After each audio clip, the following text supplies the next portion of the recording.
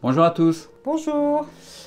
Aujourd'hui, alors la semaine dernière c'était une vidéo sur le devis, maintenant c'est une vidéo sur les factures. Donc comment remplir sa facture pour être payé dans les plus brefs délais. C'est ça. Alors, comme on le disait dans l'émission précédente que vous avez, j'espère, regardé sur les devis, autant le devis il est plus ciblé pour l'entreprise, c'est très rare qu'un particulier puisse le demander, autant à la facture, il va y avoir des mentions qu'on va pouvoir mettre quand c'est l'entreprise, et puis des mentions qu'on va peut-être devoir mettre quand ça sera le particulier, parce que le particulier peut vous demander une facture, il y a des gens qui demandent systématiquement des factures sur tout ce qu'ils font, et puis aussi surtout, certaines mutuelles, on le sait, remboursent les massages, pas assez, mais certaines, et du coup là le client il aura besoin d'une facture pour pouvoir se faire rembourser par sa mutuelle. Donc on vous demandera certainement plus les factures que les devis. D'accord, donc on va passer en mode Petit. diaporama. Donc la facture, donc pareil, toujours pareil que le devis, plus c'est joli, mieux c'est présenté, mieux c'est. Donc toujours logo, nom de société. Donc si vous avez un beau logo, c'est toujours un plus. Déjà on vous reconnaît visuellement, on sait quelle facture c'est, au bout d'un certain temps on sait quelle entreprise c'est. Et puis après vous avez, si c'est le nom, si c'est votre nom que vous avez pris comme entité nom d'entité de société, attention, n'oubliez pas le I, on en parle dans la vidéo précédente aussi. Donc c'est Individuel. Entreprise individuelle. C'est obligatoire depuis mai 2022 que ça apparaisse sur toutes les pièces comptables ou autres que vous produisez avec votre entité. Donc c'est soit vous le mettez en toutes lettres, entreprise individuelle, soit vous mettez EI entre parenthèses. Donc derrière votre nom.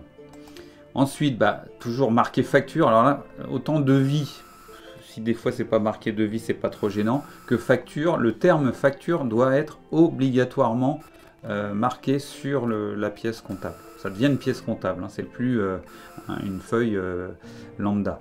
Ensuite, un numéro de facture, donc en général c'est le numéro de référence du devis, le numéro que vous avez mis derrière le devis. Pareil, n'hésitez pas à aller voir la vidéo qu'on a fait sur le devis la semaine dernière. Et puis les conditions de règlement acceptées cette fois-ci, c'est-à-dire que vous avez fait signer un devis 15 jours avant, 3 semaines avant, les conditions de règlement ont été bien définies, donc n'hésitez pas à remettre sur la facture qu'elles ont été acceptées, comme ça la personne qui va s'occuper du règlement, en général c'est la comptabilité fournisseur, va pas essayer d'appeler ou de passer autre chose, elle verra que ça a été accepté par votre interlocuteur dans l'entreprise.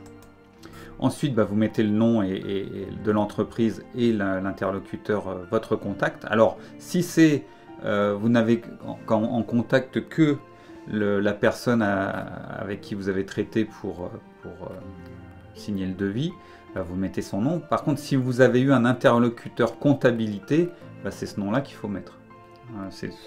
Dans les grosses sociétés, souvent, ils vont vous donner des infos, en fait, en disant votre facture, faut l'envoyer à tel endroit. Quelquefois, c'est même pas l'adresse de l'entreprise. Ouais. C'est ce qu'on disait sur les devis, ça peut être un lieu externalisé complètement. Donc, des fois, on l'envoie à un endroit complètement différent. Quelquefois même, nous, on l'a sur certains de nos clients, c'est automatisé en fait. Ah oui. Donc ils vont vous demander que ce soit très précisément marqué à certains endroits, un code, une adresse, un nom, parce que c'est un système automatique qui lit la facture, c'est scanné. Les factures sont toutes scannées et après elles partent dans le Et ensuite système. Vous recevez un mail qui vous dit facture conforme, et si éventuellement elle n'est pas conforme, elle n'est pas prise en compte, il faut recommencer. Donc des fois vous risquez d'avoir peut-être des contraintes un peu spécifiques pour certains de vos clients. Des délais supplémentaires de règlement parce que la facture n'est pas passée alors qu'il fallait simplement mettre un numéro ou un code spécifique. Donc évidemment la ville où vous êtes et la date. La date elle est importante parce que c'est elle qui va démarrer souvent le chrono de paiement, donc très important. Donc c'est en fait au niveau des règlements, dans ce cas-là c'est un compte 50%, on n'a pas mis à réception de facture. Donc là effectivement, et surtout le seul 30 jours fin de mois, c'est 30 jours à partir soit de la réception chez eux de la facture, soit de la date de votre facture. Donc ça veut dire qu'ils vont vous payer à 30 jours, donc le 17, donc ça c'est 17 juin, donc 17 juillet, à la fin du mois de juillet. D'accord ? 31 juillet, quoi. Donc voilà, donc la date sur la facture, c'est super important. Donc la référence, comme je disais, c'est la référence du devis ou la référence client qui est déjà apparue sur le devis. Et ça, ou pas toujours. Alors, elle va pas toujours être sur le devis. On va envoyer le devis. Le devis, comme ils réfléchissent, ils ne donnent pas toujours un numéro. Et si c'est toi qui es retenu, ils peuvent ensuite te renvoyer en disant, par contre, à partir de maintenant, sur vos factures, est-ce que vous pouvez mettre cette référence qui correspond souvent à un bon de commande chez eux. Ah oui, d'accord. Voilà. Donc ou pareil, un code de scan qui peut être. Donc ça va dans les grosses sociétés, souvent ça va changer à ce moment. Faites attention à ça, demandez des précisions. Plus vous posez de questions au départ, au contraire, la personne, je pense qu'elle appréciera, et moins vous aurez de surprises sur des ah bah oui, mais vous n'avez pas mis le numéro, ah mais oui, vous n'avez pas mis ceci, vous n'avez pas mis cela, et puis en même temps ça prolonge le délai, c'est vous qui n'êtes pas payé, donc faites attention. Donc le numéro de client, c'est le même numéro que ce que vous aviez mis sur le devis. Ça, c'est votre numéro interne, parce que pour avoir un code client en interne et se dire, voilà, j'ai fait toute l'année, j'ai fait combien avec le client 135, vous tapez 135 dans votre tableau Excel et vous savez exactement combien vous avez fait de chiffre d'affaires avec ce client ou d'autres analyses que vous pourriez faire en fonction du code client. Donc le mode de règlement. Donc toujours pareil, on met les acomptes. Alors, le mode de règlement, c'est pas forcément ça en fait. Oui, on peut répéter. En fait, là, je me suis peut-être un peu trompé sur le terme. C'est pas se tromper, c'est-à-dire que ça peut effectivement venir là, mais ce qu'on peut aussi rajouter, c'est comment on veut être payé. Est-ce qu'on veut être payé par un virement? Est-ce qu'on accepte aussi les chèques? Oui, donc dans ces cas-là, on peut mettre chèque ou virement par exemple. C'est-à-dire qu'on va dire à l'entreprise, voilà comment vous pouvez me payer. Simplement. Parce qu'on n'accepte pas parce que sinon, des fois, il y en a qui payent en LCR, tu sais, il y en a qui payent sur des manières un peu particulières. Donc, c'est de dire, moi, pour me payer, c'est soit vous m'envoyez un chèque, soit c'est un virement, en fait. Donc, ça, on peut l'indiquer ici, si ça a une importance pour vous. Alors, on a souvent des gens qui nous disent, oui, mais moi, j'ose pas demander, etc. Il n'y a pas de raison, quoi. Il faut vraiment vous défendre. Vous vendez une prestation, il y a un règlement qui doit être fait. Vous devez absolument savoir dans quelles conditions il va être fait. C'est pas vous qui allez découvrir qu'ils vont vous payer dans 3 mois. Non, il faut que vous le sachiez après, que vous ayez au moins la possibilité d'être d'accord ou pas. Si vous dites ça me dérange pas d'être payé dans 3 mois, ok, tout va bien. Mais si vous vous dites j'espérais être payé sous 1 mois et ils m'ont payé sous 3, c'est pas normal, vous ne devez pas le découvrir. Donc n'hésitez pas, parce qu'il y en a, c'est pas qu'ils veulent pas vous le dire, c'est qu'ils y pensent pas. Donc n'hésitez pas, surtout avec un nouveau client, à poser toutes ces questions pour être sûr des conditions qui sont proposées ou imposées. Donc toujours mettre le contact, par exemple pour la compta qui va recevoir la facture, qui puisse savoir qui contacter chez vous si il y a une problématique, une question à poser. Donc toujours le nom de la prestation, on essaye, donc la durée, le nombre de personnes, on essaye de mettre un maximum d'informations, toujours en fonction du devis qui était aussi détaillé, et pour justifier la prestation, et que même un comptable puisse comprendre en disant « Ah bah oui, c'est normal, il y a eu ça, il y a eu ça, il y a eu ça », même si c'est pas lui qui a traité avec vous sur le projet, qu'il puisse comprendre ce qu'il est en train de régler. Des remarques par rapport à ça. Okay. Donc la durée, donc là c'est la durée de l'atelier, ça a concerné combien de personnes? 20, donc ça fait 5 heures, le coût horaire est de 100, et le coût total, pour 5 heures, est de 500. Donc les forfaits de déplacement du site, donc là c'est un forfait, donc on peut mettre directement le montant. Ensuite le total, donc hors taxe. Toujours pour les auto-entrepreneurs, donc ça on en a déjà parlé au niveau du devis, peut-être un peu trop, mais parce que c'est plus là en fait que c'est important. Non, c'est vrai que les auto-entrepreneurs, vous n'êtes pas soumis à TVA, donc il va falloir bien indiquer effectivement Ce texte-là est obligatoire, attention, au mot près. Si vous allez voir sur Google, vous tapez les annotations obligatoires sur les pièces comptables. Étant donné que vous n'êtes pas soumis à TVA, ce texte-là doit apparaître vraiment. Hein. C'est important. Donc là, la TVA est à 0 dans le cadre d'un auto-entrepreneur. Ça ne serait pas le cas, vous auriez mis 20% des 550 ici. Et là, vous auriez additionné les 550 au montant de la TVA. Alors juste là, une petite précision, c'est vrai qu'on n'y a pas pensé, mais je pense que c'est important, notamment dans des cas où vous allez demander un acompte. Quand vous allez demander un acompte, l'entreprise va vous demander une facture d'acompte. Oui. Ça veut dire que dans le titre, il faudra mettre facture d'acompte et non pas facture. Et vous allez devoir rajouter une ligne là où c'est bleu, où vous allez rajouter acompte de 20% par exemple, calculer combien ça fait les 20%, vous l'êtes 50 par exemple, du coup mettre combien ça fait et calculer la somme due. Donc ça c'est pour la facture d'acompte. Et quand vous allez avoir fait votre prestation, il faut déduire l'acompte. Voilà, vous allez faire une facture de solde, donc vous allez remettre exactement la même chose, le début avec le total. Par contre, vous rajoutez une ligne en mettant acompte payé le temps, tel montant, du coup reste à payer cette somme-là pour le reste à payer. En mettant toujours que la TVA n'est pas applicable, etc. Mais c'est vrai qu'en prestation de massage, si vous arrivez à obtenir l'acompte, il faudra dédoubler votre facture en deux. Bon, on ne le dira jamais assez, il faut toujours demander un acompte. Toujours. Ça engage votre interlocuteur, une fois qu'il a payé l'acompte, vous êtes tranquille, il ne peut pas annuler. S'il ne paye pas, il peut vous appeler la veille, dire « Ah bah désolé, tout compte fait, non, on n'a pas assez de monde » ou je sais pas quoi, et vous serez vraiment embêté. Donc toujours l'interlocuteur avec un maximum d'informations pour pouvoir joindre la personne, interlocuteur chez vous, bien sûr.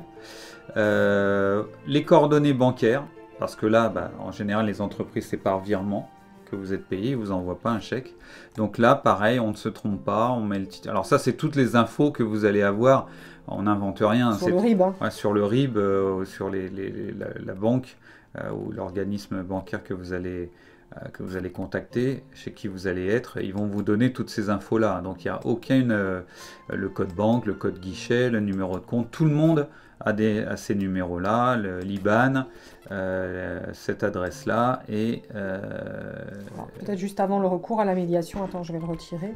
Vous verrez que sur le devis, sur la facture, vous avez beau mettre le RIB, quand même, je crois qu'il y a 95% des entreprises qui vont vous demander quand même un RIB en plus de la facture. Ouais. Moi, je m'embête plus, j'envoie la facture et un RIB, même si les coordonnées bancaires, elles sont dessus. D'accord, en pièce jointe, t'envoies les deux. Je pense qu'ils ont besoin d'un RIB officiel pour l'enregistrer, ou je sais pas, en tout cas, ça suffit pas sur la facture. Donc pensez... Parce qu'ils lisent pas, ou ils n'ont pas l'habitude que ça y soit, peut-être. En tout cas, préparez un RIB de votre entreprise en PDF tout fait, vous envoyez votre facture, et par sécurité, vous renvoyez un RIB. Vraiment, vous serez beaucoup plus tranquille derrière. Ok, donc après, le recours à la médiation, donc c'est en fait un médiateur que obligatoirement vous êtes censé missionner. Alors, ça coûte entre 12 et 15 euros par an, donc ça ruine pas, mais c'est pour les particuliers, c'est pour les transactions avec les particuliers. C'est ça. Donc là, ça veut dire quand même, parce que là, on a une facture qu'on a plutôt fait pour une société, dans la logique, on va demander de l'argent. Attention, si vous faites une facture pour un particulier, il vous a réglé. C'est-à-dire que vous n'allez pas lui demander de payer, mais c'est fait. Donc ça veut dire qu'à un moment, il va falloir peut-être, dans le mode de règlement, changer et mettre date de règlement, en mettant la date où il vous a payé. Il va falloir... Ou un tampon payé. Voilà, c'est ce que j'allais dire. Ou faire un espèce de tampon rouge sur Excel, on peut faire des cellules un peu penchées, marqué acquitté. C'est-à-dire réglé ou acquitté, comme on veut, qui montre que c'est déjà payé. Comme quoi il a payé pour qu'il puisse lui le donner. Donc pour les entreprises, ça va être cette forme-là. J'enlève ma médiation. Où est-ce qu'elle est? Hop, sans la médiation. On va rajouter bien sûr l'entête en dessous, le nom de la société en dessous. Et ça veut dire qu'on demande de l'argent. Pour un particulier, vous allez rajouter cette mention-là. Et il va falloir à un moment marquer que cette facture a été payée. Oui, c'est une régularisation. C'est ça. C'est un justificatif de l'acte d'achat, c'est un justificatif d'achat. Alors la plupart des particuliers vous ne demanderont pas de facture, mais il y en a qui le demandent. Pour les mutuelles, quelquefois quand même, il y en a qui pour demandent. Les mutuelles, et donc du coup, il n'y a rien qui change, si ce n'est que dans le mode de règlement, vous pouvez marquer que ça a été plutôt date de règlement et ça a été payé le, et il y a un tampon sur la facture qui dit à un moment que c'est réglé et acquitté. Et puis, comme toujours, mettre toujours ces coordonnées complètes en bas du document. toujours pareil, toujours dans le but de faire en sorte que l'information passe le plus vite possible. S'il y a le moindre... imaginez, vous avez fait une faute de frappe sur le montant ou sur les prestations, qu'il y a quelque chose qui n'est pas compris, qu'on puisse facilement vous joindre, qu'on ne soit pas obligé, parce que des fois la facture elle est posée, voire elle est mise en dessous parce qu'ils n'ont pas pu la traiter à cause d'un téléphone qu'ils n'ont pas trouvé ou d'une adresse qui n'était pas présente. Donc des fois c'est un peu couillon. Nous on essaie de... Ça c'est d'expérience, on a vraiment nous aussi complété nos devis, nos factures au fur et à mesure du temps, parce qu'on a eu des délais qui se sont allongés à cause de choses qui étaient incomplètes. Si vous faites, voilà, si vous travaillez avec des sociétés qui ont une taille quand même assez conséquente, vous l'avez compris, le délai de règlement il va être long. Donc moi, si j'ai vraiment un conseil à vous donner, c'est que vous avez fait votre prestation. Soit vous avez préparé la facture à l'avance à un moment où vous avez un creux, soit vous n'avez pas pu préparer à l'avance, mais vous faites le lendemain ou plus tard, quoi. Ouais. Et vous envoyez la facture à votre interlocuteur tout de suite après la prestation. C'est frais, c'est encore dans son esprit, il va la voir, il va dire « Ok, c'était bien ça », paf, il envoie en compta. Vous allez vraiment gagner du temps. C'est pas sérieux d'attendre 15 jours, 3 semaines pour facturer un client. Non, mais en plus, on risque d'oublier de facturer. Se dire, à chaque fois que j'ai fini une prestation, tout de suite, je rentre, j'envoie ma facture, quitte à faire un mail préprogrammé. Et au moins, c'est fait, vous pensez à autre chose, vous avez d'autres choses à faire. Mais systématiquement, prendre l'habitude de facturer tout de suite.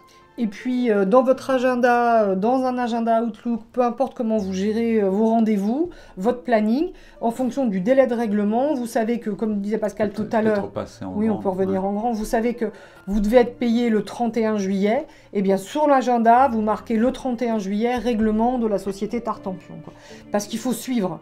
Si vous ne faites pas attention, il y en a qui ne vont pas payer, il y a un moment, il faut pouvoir relancer, ça fait partie de cette activité commerciale si à un moment vous n'êtes pas payé. Donc notez-vous bien dans l'agenda, systématiquement, le moment où le règlement doit arriver, ou un petit tableau Excel avec le numéro de commande, enfin le numéro de facture, le nom du client, le montant qu'il vous doit et à quelle date, et puis vous regardez ça régulièrement pour être sûr que, voilà, que vous récupérez bien votre argent et qu'il n'y a pas de retard. Il n'y a pas de mal à relancer un retard de règlement. Juste pour s'assurer que tout va bien, parce que des fois, un mois après, ah mince, j'ai oublié de mettre votre facture dans la bannette de la compta, par exemple, ça peut être ça, hein. Donc autant le savoir tout de suite que si vous attendez encore un mois derrière, voilà, vous perdez encore beaucoup de temps pour les règlements. Nous, on a un client, il paye régulièrement, et puis on ne sait pas pourquoi, hein, à un moment, il y a 1 mois de délai, 2 mois de délai, on se dit tiens c'est bizarre, du coup on relance et puis il faut relancer la bonne personne et puis dès qu'on relance la bonne personne, tiens d'un seul coup tout revient rapidement. Donc c'est des êtres humains en face, hein, c'est simplement que des fois ils ont plein d'autres choses à faire et c'est pas qu'ils veulent pas vous payer, c'est qu'ils n'ont pas eu le temps de traiter ou qu'ils ont oublié tout simplement. Donc de relancer, ça peut remettre le document dans le circuit et faire en sorte que vous soyez réglé. C'est hyper important, quoi. Si vous n'êtes pas réglé de vos prestations, vous n'allez pas tenir longtemps. Donc il faut vraiment, tout en restant correct, etc., arriver à relancer gentiment les personnes qui vous doivent des sous. Oui, et puis selon comment c'est fait, quand c'est des grosses sociétés avec des processus comptables qui sont externalisés, votre interlocuteur reçoit la facture, il l'envoie en comptabilité, la comptabilité externalisée va attendre la validation de la comptabilité interne, puis des fois on repasse par l'interlocuteur. Rien que leurs process des fois peuvent être longs, donc d'appeler puis qu'on vous dise oui, vous inquiétez pas, elle est enregistrée, elle est en cours de traitement, juste on va vous demander un petit délai. Eh bien, on a notre chat qui veut faire tomber le crayon qui est posé sur la table. Et bien, du coup, ça va vous rassurer, savoir que le règlement va arriver, et du coup, vous serez plus serein par rapport à ça. Voilà. Très bien, je pense qu'on a fait le tour. Et puis juste une petite aparté, attention, les fausses factures sont réprimées par la loi. Oui. Donc on ne fait que des vraies factures liées à ces prestations. On ne s'amuse pas à faire des fausses factures, ça c'est dangereux et ça coûterait très très cher. Non mais les gens qui nous regardent... Ils sont tous très honnêtes, on ne sait jamais. Il y a des fois on peut vous demander, un client peut vous demander, voilà, faites attention, on fait vraiment la facture qui correspond à la prestation, c'est des choses qui peuvent être contrôlées, on ne fait pas de bêtises avec ça. Voilà. Bon. On a fait le tour, non On espère que du coup vous aurez plein de devis signés pour plein de factures à régler derrière. Voilà, c'est vraiment tout ce qu'on vous souhaite. Ouais. Comme toujours, comme tu dis pas comme toujours, le pouce, le machin, non. Non, ils savent qu'ils doivent s'abonner s'ils veulent voir la future vidéo, qu'un like nous fait toujours plaisir, qu'un commentaire encore plus. Merci. Et on remercie d'ailleurs toutes les personnes qui nous mettent des commentaires extrêmement bienveillants, qui nous remercient régulièrement. Donc merci à vous et vous vous reconnaîtrez. Ceux qui en mettent pas, ils se reconnaîtront aussi. Voilà, donc merci beaucoup. Faites-le parce que déjà ça va aider la chaîne, ça va nous aider. Vous voyez le nombre de vidéos qu'on fait là depuis le mois de mai de l'année dernière, donc ça fait plus d'un an. On est arrivé aux 5000 abonnés, donc c'est quand même pas rien.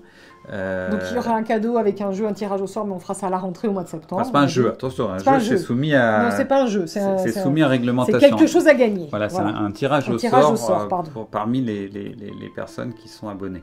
Mais voilà, donc si vous voulez vraiment nous aider, nous remercier parce que cette vidéo vous a plu, n'hésitez pas, on ne vous demande pas d'argent, on ne vous demande rien, simplement un pouce en l'air et un commentaire, un abonnement si vraiment vous voulez continuer à regarder la chaîne.